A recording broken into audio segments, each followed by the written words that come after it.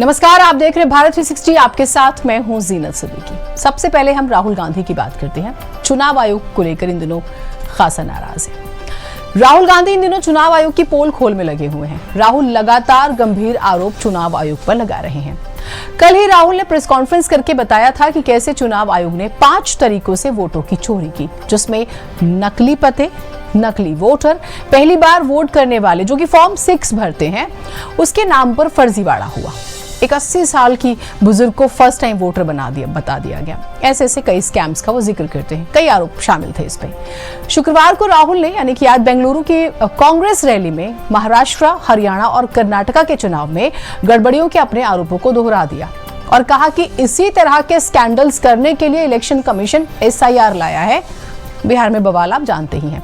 उन्होंने कहा कि पूरे देश में वोटों की चोरी हो रही है, हम ऐसा होने नहीं देंगे। राहुल ने 5 बड़े सवाल किए और कहा संविधान पर हमला करने वाले नहीं बचेंगे, सच को छिपाया नहीं जा सकता। बीजेपी की विचारधारा ही संविधान के खिलाफ है, लेकिन हम संविधान को बचाएंगे। राहुल गांधी को सुनिए पहले, फिर वो सवाल आपको दिखाएंगे जो राहुल ने पूछे हैं। Here are 5 questions to the Election Commission of India. Instead of threatening me, answer these 5 questions. Number 1, why are you not giving voter lists in digital machine readable format to the people of India? Number 2, why are you destroying video evidence? Number 3, why is ECI committing massive fraud in the voter lists? Number 4, why is ECI threatening opposition instead of answering our questions? And finally, why is ECI behaving like an agent of the BJP? ये राहुल गांधी को आपने सुना। अब सवालों के जो graphics है वो एक बार दिखाइएगा। वो 5 सवाल अपने दर्शकों को समझा देते हैं और सवाल के जरिए राहुल क्या पूछना चाहते हैं। सवाल, विपक्ष को डिजिटल वोटर लिस्ट क्यों नहीं मिल रही है, क्यों छिपा रहे हैं? सीसीटीवी और वीडियो सबूत मिटाए जा रहे हैं, क्यों, किसके कहने पर, ये पूछते हैं। फर्जी वोटिंग और वोटर लिस्ट में गड़बड़ी की गई, क्यों हुआ ऐसा? विपक्षी नेताओं को धमकाना, डराना क्यों? ऑपोजिशन को लेकर ये हमेशा से कहा जा रहा है ED CBI का इस्तेमाल होता है अलग अलग तरीके से। साफ बताओ, क्या ECI जो है वो बीजेपी के लिए काम कर रहा है? ये सवाल है। अब इसे समझिए। राहुल कहते हैं कि सवाल चलते रहने दीजिएगा टेलीविजन स्क्रीन पर। राहुल कहते हैं कि आज जब हिंदुस्तान की जनता हमारे डेटा को लेकर इलेक्शन कमीशन की वेबसाइट पर सवाल पूछ रही है तो इलेक्शन कमीशन ने अपनी वेबसाइट बंद कर दी है। मध्य प्रदेश, राजस्थान, बिहार की वेबसाइट बंद कर दी गई। हमारी मांग है कि चुनाव आयोग हमें पूरे देश की इलेक्ट्रॉनिक वोटर लिस्ट दे। ये हमें देंगे तो हम ये साबित कर देंगे कि सिर्फ एक सीट चोरी नहीं हुई है, सिर्फ कर्नाटक में नहीं, पूरे हिंदुस्तान में सीटें चोरी हुई हैं। इतनी बड़ी कागजों की फाइल थी, पूरी एक गत्थी दी गई थी उन्हें, 7 फीट ऊंची, इतने सारे पेपर्स दिए गए थे। एक फोटो को लाखों फोटो के सामने कंपेयर किया है, हर एक नाम को चेक किया। हम मानते हैं कि हिंदुस्तान का पूरा डेटा सबूत है और उसे किसी ने खत्म किया तो वो लोकतंत्र को खत्म कर रहा है। हमें एक सीट की सच्चाई निकालने के लिए 6 महीने लगे। तो अगर चुनाव आयोग ने हमें डेटा नहीं दिया तो हम कई सीटों पर ये काम कर सकते हैं। हमारे पास पेपर और कॉपियां हैं, आप छिपा नहीं सकते। एक ना एक दिन आपको विपक्ष का सामना करना पड़ेगा। आपको याद होगा राहुल गांधी ने बकायदा विपक्ष के नेताओं को भी अलग से कल प्रेजेंटेशन दिया था और बताया था। उसके बाद तेजस्वी यादव, डिंपल यादव, ऑपोजिशन के अलग लीडर जो है उनके स्टेटमेंट्स आए थे। हर ऑफिसर और इलेक्शन कमिश्नर को ये बात अच्छी तरह से समझ लेनी चाहिए कि जब हम आएंगे तो छोड़ेंगे नहीं। राहुल गांधी को सुनिए एक बार उन्होंने क्या कहा। जब हिंदुस्तान की जनता हमारे डेटा को लेकर इलेक्शन कमीशन के वेबसाइट पर सवाल पूछ रही है तो इलेक्शन कमीशन ने अपना वेबसाइट बंद कर दिया। जब हिंदुस्तान की जनता हमारे डेटा को लेकर इलेक्शन कमीशन के वेबसाइट पर सवाल पूछ रही है तो इलेक्शन कमीशन ने अपना वेबसाइट बंद कर दिया। तो राहुल गांधी ने साफ शब्दों में एक बात कही है। राहुल कहते हैं कि हम किसी कीमत पर जनता के वोटों की चोरी होने नहीं देंगे और तो और ऐसा करने वाले अधिकारियों को छोड़ेंगे नहीं, चाहे जो हो जाए। सुने।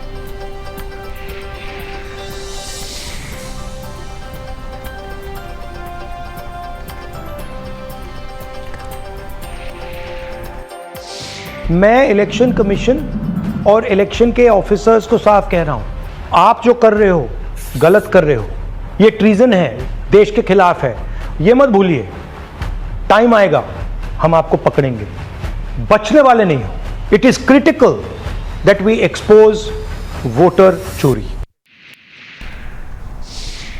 ये बात सही है कि इस आरोप के बाद ऑपोजिशन को शायद ऑक्सीजन मिल गई है। क्या वो बहिष्कार करेगा इलेक्शन का? वैसे इलेक्शन कमीशन कह रहा है कि आप जो है आइए साबित करके दिखाइए। चुनाव आयोग ने राहुल गांधी के सवालों का कोई खास जवाब नहीं दिया है, अभी तक भी नहीं दिया, जब तक हम आपको रिपोर्ट्स दिखा रहे हैं। लेकिन कहा है कि राहुल अपने वोट चोरी के दावे को अगर सही मानते हैं तो हलफनामा साइन कर दे। अगर उन्हें अपने दावों पर भरोसा नहीं है तो देश से माफी मांगे।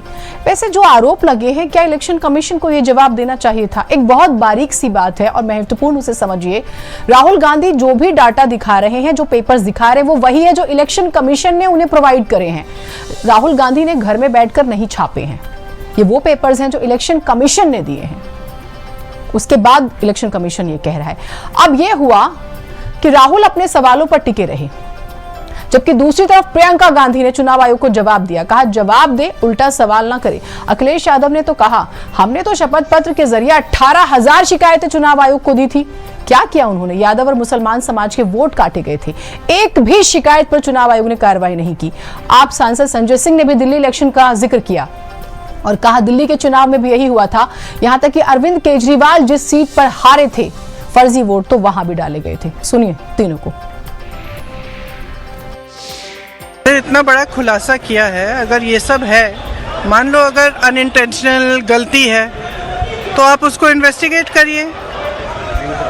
आप वोटर लिस्ट दे क्यों नहीं रहे हैं? आप इन्वेस्टिगेट कर क्यों नहीं रहे हैं? उसके बजाय आप कह रहे हैं कि एफिडेविट साइन करके दो।